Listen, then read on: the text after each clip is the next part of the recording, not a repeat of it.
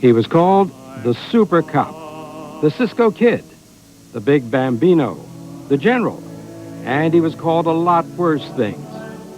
Often accused of dividing the city he loved, Frank Lazaro Rizzo drew mourners and onlookers from every part of the city and beyond at his funeral on July 19th, 1991. He thought himself larger than life, and unfortunately, none of us is larger than life.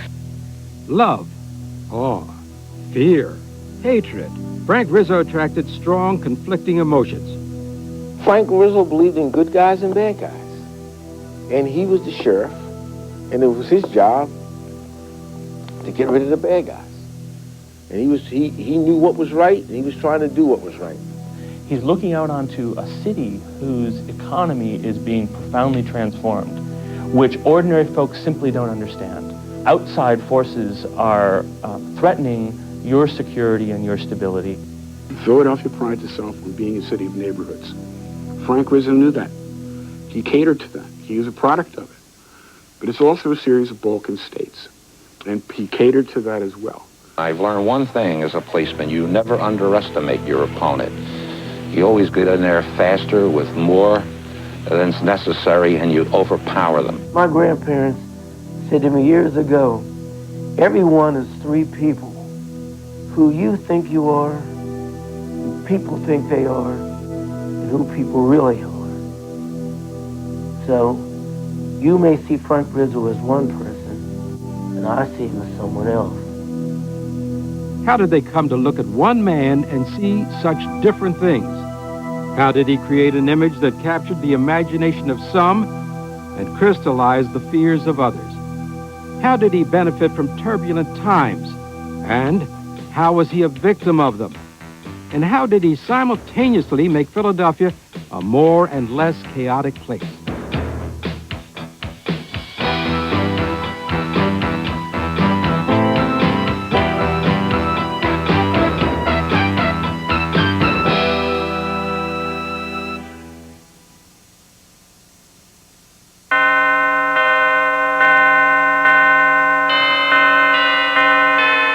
Wedding bells chimed at St. Mary Magdalene de Pazzi Church in South Philadelphia in 1918. Ralph Rizzo, an immigrant from southern Italy, had chosen the American-born Teresa Erminio to be his bride.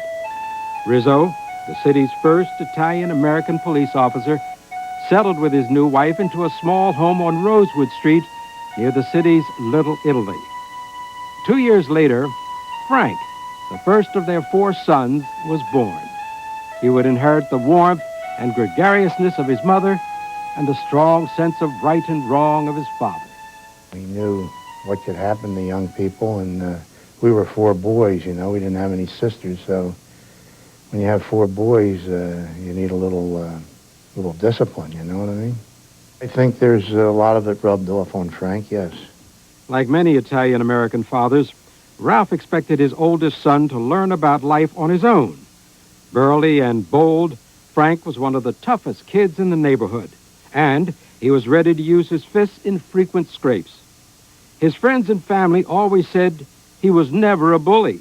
He was a defender of the little guy.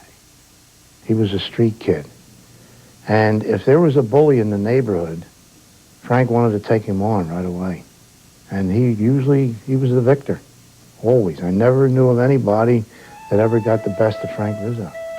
Throughout his life, Frank Rizzo would extol the virtues of his upbringing: family, neighborhood, patriotism. He credited his father with instilling these values and using force when necessary to maintain obedience and order.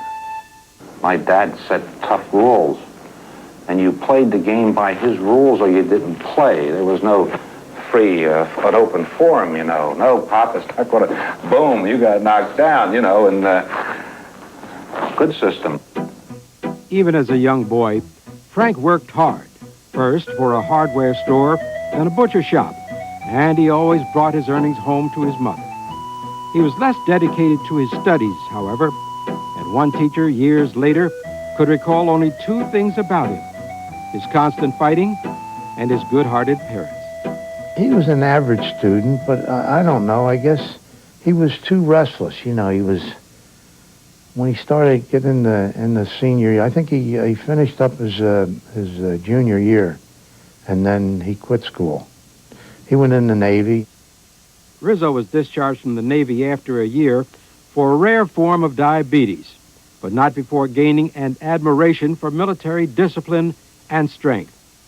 He returned home to work in the Midvale Corporation's steel mill. A neighborhood girl, Carmela Silvestri, had caught Rizzo's eye, and he took her as his bride in the spring of 1942. With Rizzo's new life came the determination that he needed a new career, and he decided to follow his father into the police department. Like all officers of the time, Rizzo needed a patron in the Republican machine, which for 60 years ruled Philadelphia politics, neighborhood by neighborhood, block by block.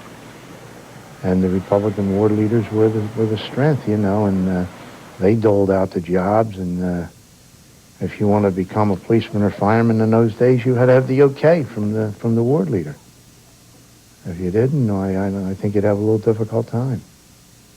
Even on his first day on the beat, Rizzo displayed both the spit and polish image and the ambition that would help him rise to the top. Admiring his crisp uniform in the